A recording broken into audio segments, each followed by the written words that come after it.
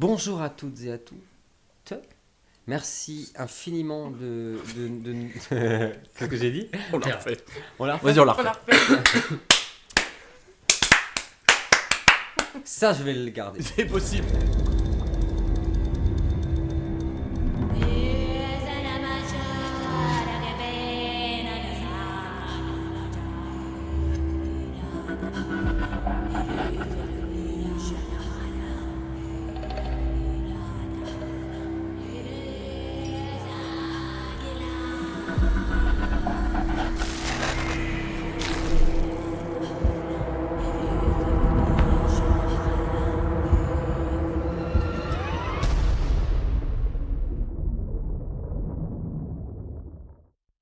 Bonjour à tous et à toutes. Merci infiniment de nous suivre aussi fidèlement. Merci à toutes celles et ceux qui nous ont rejoints également.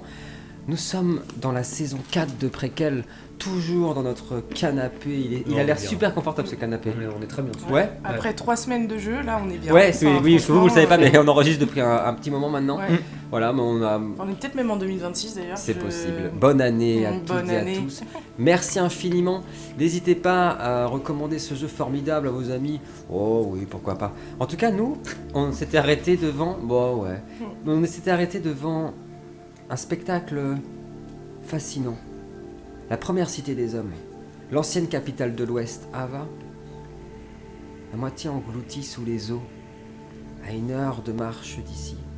Et nous vous retrouvons alors que vous êtes en train de descendre cette immense colline qui menait au rivage. Vous veniez de vivre un moment particulièrement effroyable sur un pont suspendu, infesté de... Parce que un fessé, ça va, une fessée, pas trop. Bon, Et interdit. deux, encore deux, moins. oh là là, bon, ça peut être un peu rigolo, mais bon. Infesté de spectres hurlants. Le vent est toujours... Ah non. Il a fini par passer. Les murmures également. Et à mesure que la cité en ruine d'Ava se dessine devant vous, il n'y a plus que le silence, qui est aussi glacial que le vent d'autrefois. Vous pataugez très vite dans un marécage visqueux. Vous apercevez des morceaux de squelettes très vite, enfoncés, coincés dans la roche et la boue. Des algues difformes, vertes, pourpres, nauséabondes. Quand vous sortez vos bottes qui s'enfoncent et s'empêtrent dans ce marécage, l'odeur de soufre y est insupportable. Tout est pourri ici, moisi. On aperçoit quelques corbeaux qui volent. Ah, t'as la bouche pleine, excuse-moi. Non, j'attendais le corbeau, mais je t'ai pris un peu en action d'urgence là. Excuse-moi. Faut pas baver non plus, quoi. Oui, j'ai pas dit des corbeaux baveux. Ah oui. Ouais. Oh. Oh là là. Où j'en ai des frissons. Des J'y corbeaux croirais. qui se posent sur les quelques morceaux d'arbres morts de cette immense plaine qui mène à la cité d'Ava. Faut patauger. Petit à petit, cela devient encore plus lugubre. Vous rencontrez des immenses piliers comme des pics qui ont été plantés dans le sol et des dizaines et des dizaines de corps, des squelettes, infestés de petits crabes qui ont élu domicile à l'intérieur des cages thoraciques de ces pauvres personnes. Il s'agit de personnes, femmes, hommes, parfois enfants, qui ont osé se dresser devant l'Empire quand il dominait la cité. Il s'est passé des choses atroces ici. Mais ce qui est sûr et certain, même ceux qui ne sont pas sensibles à la magie comme Cutios peuvent le ressentir, il y a une force ici. Quelque chose qui ravale la gravité même à mesure que vous avancez. Vous sentez votre propre cage thoracique, votre propre corps peser de plus en plus lourd. Qu'est-ce que vous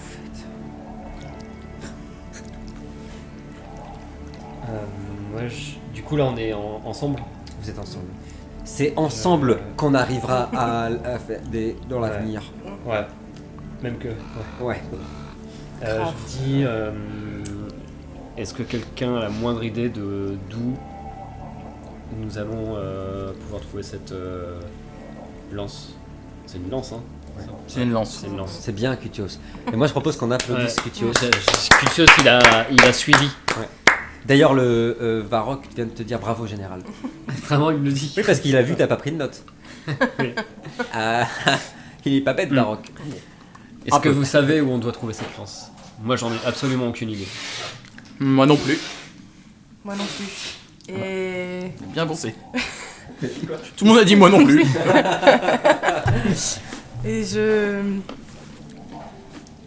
dois avouer, et j'hésite un peu parce que je fais pas la maline de devoir dire, notamment devant Cutios, que je me sens un peu fatiguée et que j'ai besoin d'une pause et que je trouve que l'air est très lourd et je souhaiterais qu'on s'arrête ne serait-ce qu'une heure ou deux pour reprendre des forces. Au moment où tu as dit ça, on a vu une forme, sans doute un animal rampant, quelques mètres de vous, passer, soulever l'eau marécageuse et épaisse, vous mettant dans une confiance absolue. Bien, des lieux. Vous pouvez reprendre. Peut-être qu'on peut s'arrêter un peu plus loin, mais... Est-ce qu'on est à l'entrée? Non, vous êtes encore à une petite demi-heure de marche, vous apercevez bien la Mm. cité, mais là on est bien empêtré dans les marécages quand même. Mm. Mais comme dit V, vous pouvez très bien aussi faire marche arrière pour aller un peu plus bas, etc. Est-ce qu'on aperçoit un spot autour qui pourrait être en dehors de la zone marécageuse, pas encore tout à fait dans la cité et Je veux bien j'aurais, un perception de survie, s'il te plaît. Une ruine, un peu quelque chose où on aura un point de vue, quoi. Oui. On pourrait joindre effectivement l'utile à l'agréable. Alors, Un point où on peut se poser un petit peu pour que chacun puisse se reposer et puis en même temps qu'il fasse point d'observation afin de repérer les lieux et de voir où la lance pourrait éventuellement être. je rappelle que la cité En tout est cas, immense, c'est c'est un vrai brainstorming. qu'elle pourrait être n'importe où. Et puis cette cité a aussi des catacombes. Donc il y a vraiment une possibilité en effet qui est extraordinairement grande. 5. Il y a l'embarras du choix, il y a en effet, bien avant l'entrée de la cité, presque où vous vous trouvez, des ruines, en effet des tours qui permettaient de protéger la cité. Il y a même des morceaux de murailles entières, parce qu'elle était hyper bien gardée, cette cité. Donc il y a vraiment de quoi faire. Tu as trouvé, vu le jet que tu m'as fait, quoi que tu choisisses, votre endroit sera assez élevé, en tout cas loin ça restera humide, mais loin assez haut pour ne pas être dans les marécages. Moi vraiment j'ai besoin de ce temps de repos un peu plus au sec. Ouais. Donc je décide de pas forcément tenir compte de l'opinion de mes camarades et d'avancer vers cette espèce de petite tour un peu en ruine où il y a un plateau qui donne une vue sur la baie et sur la ville, mais qui est aussi un petit peu protégé, qui a encore une partie de la ruine qui est protégée du vent. Carrément. Et de m'y diriger pour poser mon sac dans le coin. En quelques minutes, tu y seras. Il faut un peu escalader la ruine pour se mettre à l'abri. En sortant de cette boue, de cette eau visqueuse, tu as emporté dans tes bottes des algues épaisses qui ont des couleurs pas possibles, à la fois vertes, presque fluorescentes, et en même temps des fois pourpres, mais en tout cas une odeur terrible. Et là où tu as mis ton sac, tu as vu qu'une personne s'était sans doute réfugiée ici. Un squelette, donc ça fait un moment. Mais il reste l'armure, et il y a quelques pages aussi à côté de cette personne, et un reste d'un feu. Est-ce que j'arrive à lire ce qu'il y a décrit sur les pages ou... Ouais, c'est très abîmé par l'humidité, par la pluie, etc. Mais c'est un journal de bord qu'il tenait sur les derniers jours de la cité, sur ce qui s'est passé en gros à la fin. Ouais, tout à fait. Les gens en tirent une info particulière ou pas Pas plus que ce nécessairement... que tu ne sais, à part que c'est évidemment poignant, parce que cette personne-là est sans doute morte ici, rattrapée par l'Empire. Mais comme beaucoup de personnes, il a cru qu'il était possible de fuir, parce que d'abord les impériaux ont commencé à fermer la cité pour affamer la population. Et comme les armées d'Alguise se rapprochait, Ça marche toujours, ça. ils ont voulu accélérer les choses et ils ont bombardé la cité avec des incendiaires de leurs zeppelins, c'est des immenses zeppelins qu'ils ont. Et ils ont incendié la cité qui a brûlé pendant plusieurs jours. Les personnes ne pouvaient pas s'en aller. Los Angeles à mes yeux. Oh, oui, ça aussi c'est d'actualité, hein, Ben, quand on tourne. Hein. De toute façon, c'est le JDR numéro 1 sur l'actu. C'est vrai. Non mais c'est vrai, C'est ça vrai. vous pouvez le dire C'est à vrai. vos amis, à votre famille. Hein. Si C'est... vous avez besoin d'avoir des infos, C'est là, voilà, écoutez. c'est là que ça se passe. C'est vrai parce que c'est à la fois un jeu de rôle, à la fois un podcast d'actualité. Voilà. À tout moment. Tout moment, par exemple là dans les feuilles, Léa elle est en train de lire l'histoire, puis elle a bafouillé, s'est perdue dans les feuilles, et c'était une référence à ce qui est arrivé à Beyrouth à C'est l'Assemblée. ça, exactement. Tout à Mais fait. vraiment, Voilà. il y a toujours comme Tout est- ça des petits ponts qui sont faits, ça faut vraiment... C'est vrai. Non, il a raison. Et en tout cas oui, après l'incendie, il dit avoir été témoin d'autres exactions, ils sont revenus pour achever les personnes qui avaient survécu, les rares personnes qui avaient survécu. La classe. Jusqu'au bout. La sentence des habitants de la cité d'Ava a été terrible et leur agonie extrêmement longue. Les garçons, est-ce que vous rejoignez V? Ouais, right away. Ouais. Ouais. Ouais. Varrock n'apprécie pas trop le fait de s'arrêter. Je comprends pas. Général, vous aviez dit qu'il fallait se hâter. Nous y sommes, on aperçoit la cité. Nous perdons un temps infini, nos hommes sont restés au camp. Qui c'est qui les dirige? J'espère qu'ils n'en profitent pas pour les utiliser contre notre gré dans des batailles où nous ne sommes pas invités. Je lui mets la main sur l'épaule comme ça. Tu as raison, Varrock. Patience, patience. D'accord, général. Et vous gravissez également les ruines pour atteindre le sommet. On aperçoit très très bien la cité d'ici. Aucun point lumineux. Vraiment, vous pouvez rester des heures à la regarder. Il me semble qu'il n'y ait aucun flambeau, rien. Pas l'ombre d'une personne qui serait encore en vie là-dedans. Pas âme qui vivent, quoi. Pas âme qui vive. Ouais. Ça, pas Oh, peut-être des âmes un peu. Ah, oui. ouais. Des âmes qui vivent, il y en a peut-être. des Mais, âmes, oui, des âmes, oui. Oui, oui, oui. ouais. Mais pas le corps qui va avec, quoi. Non, c'est ça. Ce qui est plus étonnant, vous avez mis un petit moment à vous en rendre compte, c'est qu'on n'entend pas le bruit si relaxant des vagues qui viennent s'écrouler sur le sable ou sur les roches. C'est comme si la mer était morte ici. D'ailleurs, c'est comme si tout était mort ici. Le marécage ne fait pas de bruit, pas de grenouilles, pas de crapauds. Rien. Oh. On aurait pu entendre ça, Mais il y en avait pas. mais il y en avait pas. Par contre, on entend des fois des bruits de flots, de flux et de reflux. Il y a des bestioles là-dedans qui vivent.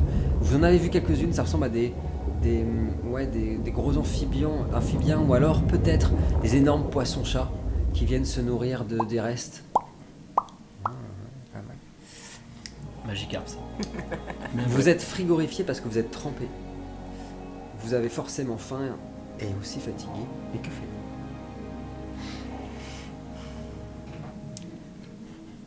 Moi, malgré ma répugnance à tuer. Raito. Cutios, pardon. Et Cutios. Oh là là. Non, Enfin, alors, tuer tout le monde en fait. ouais. Effectivement, moi je commence à sentir les stigmates malgré tout d'une forme de fatigue, la faim, le froid, l'humidité en fait davantage que le froid parce que je suis pas si sensible que ça au froid, C'est vrai. mais c'est plutôt l'humidité en fait qui commence à me gêner. J'ai les bottes poisseuses, voilà, j'en ai plein les bottes. Bref, vous ça. Et donc, malgré tout, comme j'ai senti un peu la présence là, de ces espèces d'amphibiens, tout ça, une fois que je me suis posée, je vais redescendre Ouais. pour essayer d'en attraper un, Ok. histoire de... Voilà. Et... Bah à la fin. ouais, je veux faim. Pour les manger. Bah oui. Ça se trouve, c'est toxique, mais on verra. Après quelques minutes, je te fais pas jeter de dés. J'ai réussi à en choper un d'une taille assez convenable parce que t'en as vu passer qui sont hyper grands. Mais ouais, d'un mètre environ quand même. Hein. Une grosse bestiole. Vous avez entendu des fracas en bas. V qui se débattait avec la bestiole, mais avec une force extraordinaire. Elle a plongé les deux mains dans les branchies. Clac! Elle a éclaté la tête contre un rocher. C'est ciao, c'est terminé. Par contre, ce qu'a dit V est très important parce que vous avez tous fait la guerre. Vous avez donc tous des blessures, tous des cicatrices, certaines qui ne sont pas totalement enfermées comme tu disais tout à l'heure, mais en tout cas quand t'es mal guéri. L'humidité de là-dessus, horrible. Donc vous avez tous des courbatures, etc. Bactéries. Voilà. V revient avec un espèce d'énorme poisson-chat qui a des antennes pas possibles. Il a 3 yeux, un œil là, un œil là, un œil là, une bouche terrible et des petites dents très pointues. Voilà, elle a 2 mains dans les branchies. Que faites-vous? Et elle le fait parler comme ça. Salut, bande de trucs. Ouin, je suis Cutios, c'est mon dieu Nadir. Non. Faire du feu. Moi, je vais me mettre au plus haut de la tour, un Ouais. petit peu. Parce que t'es au-dessus des gens, autres. quoi. Exactement, au-dessus, ouais. Ouais. Et j'aime bien regarder les gens de haut. Ouais. Non, je me mets et en fait, j'essaye d'entrer un peu en méditation. Entre là où on est et le voile, en fait, vraiment, sans y entrer complètement. Ouais. Pour essayer de sonder au plus loin sur la cité. Si je sens qu'il y a des perturbations dans le voile, etc., ça te permet de voir au loin. Enfin, tu vois, je fais du repérage en attendant. Carrément. Je veux bien un perception occulte, s'il te plaît. Je reprends note. V, Cutios, pas de tour, qu'est-ce que vous faites? Moi, donc le petit point un peu en hauteur où on s'était posé d'abord, moi, je reste ici et je m'assois. Ok. À cet endroit-là, histoire Je de... suis revenu avec le poisson. Ouais, il y a un Je suis énorme. revenu, Ouais, quoi, tu vois. oui, bien sûr.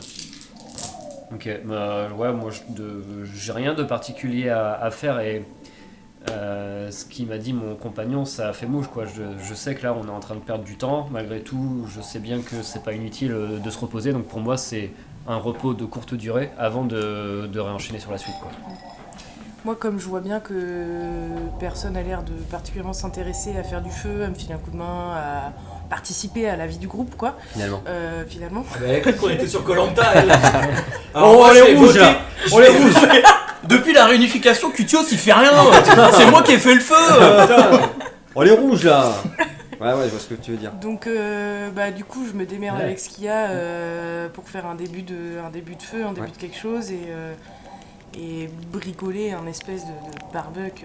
En fait, Voilà, elle va vite, au quoi. début, tu galères parce que en plus, tu t'es trompé pour aller chercher le c'est poisson. ça. Et bizarrement, Varrock, quand il a vu la taille du poisson, c'est pas qu'il a été impressionné, c'est qu'il a faim, c'est cher. Parce que lui, pour le coup, c'est un mortel. Donc, il est assez impressionné, il le dira pas, il le montrera pas non plus.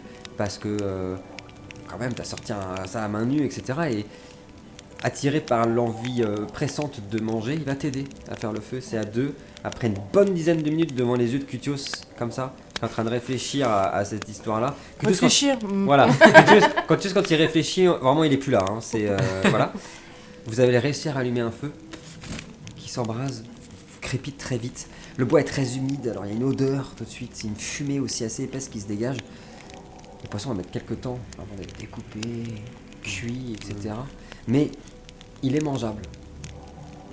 Ça a vraiment le goût des poissons de rivière, c'est vraiment un peu vaseux. Tu veux dire quelque chose, V? Non. Pas de soucis. Et Varrock va se mettre en face de toi. Il voit que son général est en pleine méditation et commence à te parler en fait. Pendant qu'il découpe le poisson, etc. C'est la première fois que je vois une femme sortir. Il y a beaucoup de plus de colère mais de dédain quand il dit le mot femme. Réussir à sortir un... Péché. Réussir à sortir un tel... Non mais je suis assez impressionné.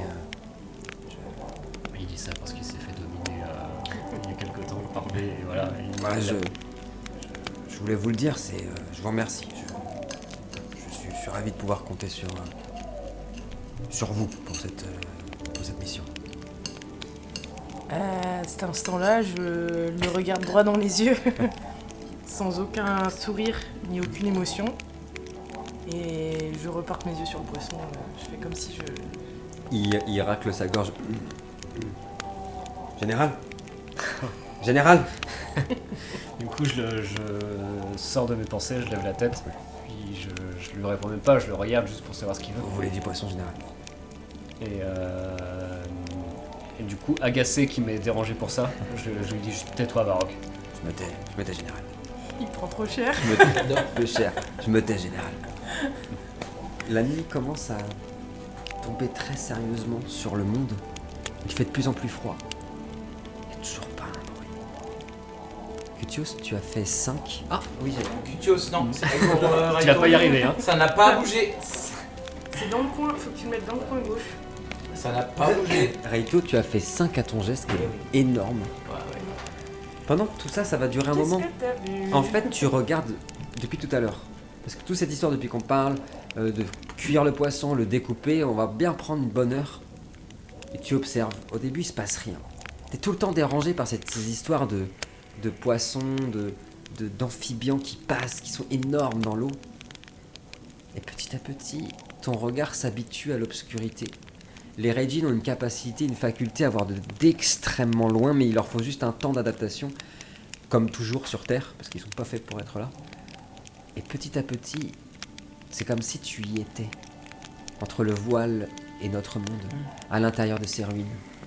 Tu y sens quelque chose de très lourd, qui ressemble un peu à ce que tu as ressenti pendant ton combat contre le dieu des supplices. Qu'il a Que vaincu. j'ai gagné. Ouais. C'est vrai, t'as tué un dieu. Oui, il a J'ai tué un tué. dieu, ouais. T'as tué. Bah, si vous savez. Ça va, arrêtez. Il n'y a pas d'expérience, hein. Non, Oh, il a... non. Je mets pas tout de suite. Tu sens en effet quelque chose de très lourd. Pas de voix, pas de vision ou quoi que ce soit, mais quelque chose de dense. Vraiment la définition, tu sais, comme si on imaginait une boule de pétrole qui dégoulinerait. Enfin, c'est vraiment hyper oppressant. C'est ça le mot que tu cherchais. Et d'ailleurs, la petite lanterne est à côté de Raito et on la voit vaciller. Et puis d'un coup, t'es pris par des souvenirs atroces. Toutes ces frères et ces sœurs Reijin qui sont massacrés dans le voile depuis des années et surtout depuis ces derniers mois dans des guerres atroces, les démons qui dévorent leurs entrailles, qui ouvrent celles et ceux qui vivent avec toi depuis tellement de siècles, l'agonie de ceux que tu considères comme ta propre famille qui te ramène à toi. Et pour une raison que tu ignores, tu es persuadé qu'à l'intérieur de cette cité, il y a quelque chose de terrible qui vous attend. Peut-être que c'est une façon pour Raito de transcrire, de ressentir ce que tu as ressenti tout à l'heure. Ce que des milliers d'âmes ont ressenti. Je ne sais pas. En tout cas, tu as ressenti ça. Mais pas un oiseau, pas une présence humaine. Et en effet, cet océan qui est mort. Complètement mort. Pas un endroit précis où la présence elle serait plus forte. Ouais, t'as fait 5 sur combien t'as fait 5. 5 sur 5 Non, pas sur 5. Non. Sur 9. Sur 9. C'était très concentré sur le cœur de la cité. Il y a dans le cœur de la cité, autrefois, elle était très réputée pour ça, il y avait un immense donjon. Elle était connue pour avoir le trône du roi de l'Ouest qui était là avant. Et il y avait 1000 marches à gravir pour arriver jusqu'à ce trône. Et c'était vraiment un endroit gigantesque, très pompeux. C'est d'ailleurs, dans l'histoire, je prends 2 secondes de l'Ouest, ce qui a divisé le peuple de l'Ouest, c'est que la cité s'est laissée aller à tout ce que n'était pas l'Ouest. La luxure, l'appât du gain, l'argent. Dès qu'ils ont commencé à commercer avec les autres, ils sont devenus très avides. Xénophobes aussi, ce qui n'était pas l'Ouest. L'Ouest, c'était le partage, ils n'avaient pas de monnaie à l'Ouest. Eux en ont eu une très vite. Bref, la cité a toujours été plus ou moins corrompue par le pouvoir, etc. Mais non, il y a quelque chose d'autre là que tu as ressenti qui est plus fort. Et j'ai même allé plus loin, tu l'as dit dans un épisode précédent, comme un appel d'un truc à ton... Parce que Raito a vraiment un ego surdimensionné. Et comme un appel, un truc à ta hauteur. Ouais, là, au cœur de cette cité. Et c'est tellement fort que c'est même un peu dur de résister à pas y aller maintenant. Là. Par contre, ça dure un petit moment. Peut-être que les autres feront quelque chose d'autre en plus. Tu récupères tes points d'énergie. Dans le voile. Mais très vite, tu vas être obligé d'en ressortir parce que tout ça est trop pressant. V, Kutios, V, toi tu vas manger, j'imagine, avec Varrock. Pierre. Ouais. Varrock, Pierre. Non, Ouais, pas du si. tout. Non, arrêtez. Moi je vais l'appeler Pierre Je vous maintenant. arrête tout de suite, il s'appelle Varrock. Est-ce que tu veux faire quelque chose d'autre pendant cette nuit de particulier? Au revoir. Kutios qui réfléchit. Non, bah c'est pas. Non, oui. Voilà. Tu parles des cacahuètes? Non. Alors, me dis pas, balance-moi des cacahuètes. Je vais me lever. Viens. Par là. Tiens, regarde. Voilà, impeccable. Ou alors, je t'écoute. Ouais, ça, je je- réfléchis un peu. Il y en a plein d'autres. Hein. Moi, j'ai surtout besoin de me réchauffer. En fait, l'humidité, le froid, même si je suis pas sensible à la température, c'est pas un froid, c'est pas les conditions extérieures, c'est un froid intérieur qui me gèle de l'intérieur et j'ai besoin de me réchauffer. Donc je reste vraiment d'accord. près du feu, à réfléchir. À essayer de tendre aussi un peu. Je sens bien qu'en fait, c'est très perturbant pour moi parce qu'en fait, ça fait bientôt 3 jours que j'entends rien. J'entends rien autour. C'est vrai. D'habitude, mes sens rebondissent toujours sur de Ouais. la vie autour. J'ai une appréhension de l'environnement qui m'entoure qui est rassurante. Là, ça fait 3 jours que je suis dans le silence, dans le Ouais. flou, dans le. C'est à la fois très perturbant et très inquiétant en fait pour moi. Ouais. Et je suis un peu perdue. J'ai l'impression d'avoir une perte de repère en fait. C'est comme si j'avais du mal à me situer dans l'espace, puisque d'habitude je me repère par rapport Oui. à ça. Et en plus, j'ai des compagnons assez exaspérants. Je suis pas, voilà, je suis pas au top de ma forme morale. Ouais. Et c'est. Et en plus, ce qui est aussi perturbant pour moi, c'est que c'est. Tu fais un bruit qui m'exaspère. Ça là Ouais. Ouais. Ça là Ouais. Ah ouais, je suis d'accord. Mais je peux rien y faire. Je vais te taper. Et en plus, c'est un truc que j'ai. Habituellement, je suis en Tapez fort. colère, Oui. mais pas. Perdu. Pas autant perdu, en tout cas. Carrément. Donc, c'est très perturbant. Est-ce qu'à la fin de tout ça, tu finiras tout de même par t'endormir ou tu n'y arriveras pas? Si, je vais quand même tomber dans le sommeil, parce que j'en ai besoin. Je reviendrai vers toi pour un truc. C'est une question. Oui, j'écoute. Du coup, admettons donc elle s'endort, voilà. Est-ce qu'elle semble avoir un sommeil un peu agité ou quoi? Ah ouais, de ouf. Ouais. De ouf. Et ben je vais en fait prendre ma lanterne Ouais. et la poser à côté d'elle. C'est trop bon. Ok. Voilà. J'allais te dire que tu allais gagner la moitié des points d'énergie que tu avais perdu, tu les regagnes tous. Allez là. Et du coup, il se merci. passera pas ce que j'allais te dire, mais autre chose. Je reviendrai vers toi dans quelques secondes. Allez bim encore une fois. Allez, Le Gwen. Allez. un point d'expérience. Ah regarde la tête. Non. J'adore. Sache que C'est magique. Hop là. je t'en donnerai peut-être. Cutios, bah ouais, entre potes, ça se part, ça Bien partage. sûr. hein. Cutios, est-ce que tu veux faire quelque chose de particulier Les jusqu'au lever du jour? Encore en train de penser lui. Hein. Ouais, en fait, c'est Pense exactement beaucoup, ça. hein. Pense un Je peu suis, trop, même. en fait, Ouais, je suis en ouais, train de me dire que la guerre, la vraie guerre, C'est nul. elle est ailleurs et elle est pas ici. Et que C'est du vrai. coup, ma place n'est pas ici normalement. Et du coup, c'est un mélange de doute et d'interrogation sur ce roi qui m'a envoyé ici. Mais est-ce que ce roi, c'est vraiment ce qu'il fait? Moi, j'ai quand même l'impression de savoir ce que voulait vraiment le Nadir. Certes, il m'avait demandé de rejoindre V, mais il m'avait pas parlé de tout ça et je suis pas. Ouais, c'est vrai. Je doute très fortement d'être à l'endroit où je dois être, ce qui m'énerve. Et donc c'est monté. Et il y a un moment, je me lève et je mets un énorme coup de poing contre un des murs, contre une pierre. Ah, pas à Varrock. Pas un Sans, baroque. sans la lanterne, V se serait réveillé en sursaut. Parce que ça va venir au moment de ton endormissement et tu vas rien entendre. Et puis, ce qui t'a énervé, c'est que plus tu pensais, en plus, l'autre est en train de dévorer le poisson, et il se régale, mais il fait des bruits de bouche pas possibles. Tu vois, il est en train de manger le truc en faisant un bruit pas possible. Et tu t'es mis à frapper, t'as tout vu, hein. Il s'est mis à frapper le mur, mais avec une force. Il y a un morceau entier de la tour, vraiment comme ça, de pierre qui s'est écroulé, qui est tombé dans le marécage, et qui a fait une petite ondulation. Ta perception est toujours active. L'ondulation va aller jusqu'à la cité. Qu'est-ce que tu fais par rapport à ça? Je vais lui demander. Bah ça va me sortir un peu de mon. J'observais et en même temps je jouais avec un kunai que je lançais Ouais. en l'air, que je rattrapais, que je. De temps en temps, ça tombait sur Varrock.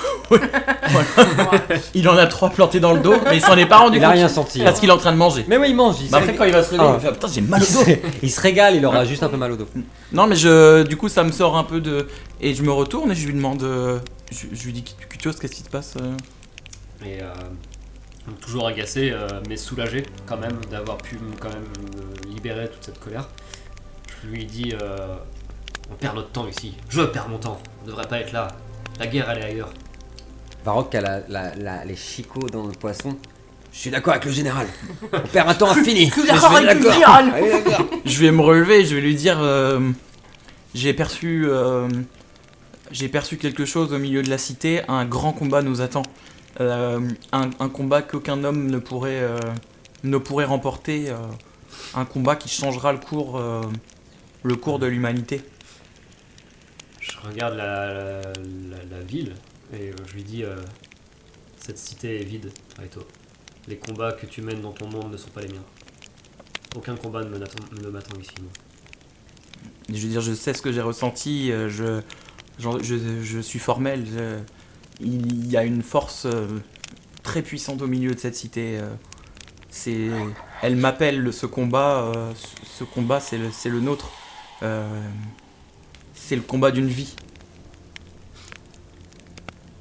J'espère que t'as raison. Quand t'as dit ça, le Varrock, il t'a regardé toi. Puis t'as regardé toi. Combat d'une vie, général, ça ne se refuse pas. Après, moi, je vais le regarder et dire tu n'y survivras pas. Bah, il remange son Je poisson. souris quand Raito il dit Il ça. remange Ah son bah, poisson. c'est impossible pour moi de. Bah oui. Enfin, je Il sais. est mortel, hein, il est mortel, ouais. Un Il est simple il est mortel. mortel et je sens que c'est un combat qui. J'ai les mêmes sensations que Je justement. note il pense qu'il va mourir. Parce que si jamais il meurt, c'est cool du coup. Mais oui, c'est un. C'est pas fait pour les hommes. Il faut avoir. Enfin. Il faut être vraiment très puissant pour. Faut avoir tué un dieu. Par exemple. J'espère bien. Par exemple. J'espère bien. Au hasard. Bon, je reste sceptique sur ces paroles, mais malgré tout, ça allume un petit espoir. Je me dis que bon, il y a peut-être quelque chose qui m'attend et qui me permettra de servir la volonté du Nadir. Mais je reste quand même persuadé au fond de moi que ma place elle est sur un champ de bataille.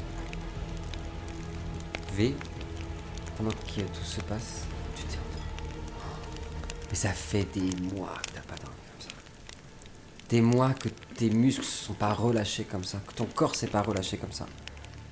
Et nous plongeons à l'intérieur de tes rêves. D'abord, c'est très fleuri.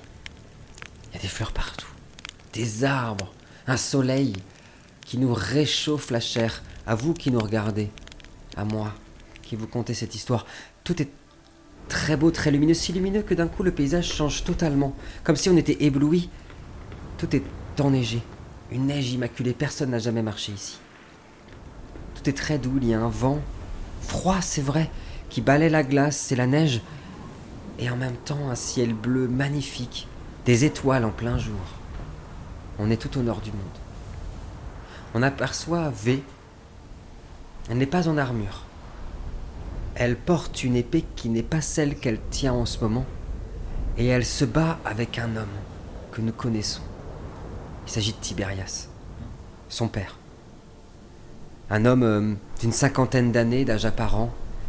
Son corps est certes entaillé, couvert de cicatrices, mais pour son âge, il est encore très en forme.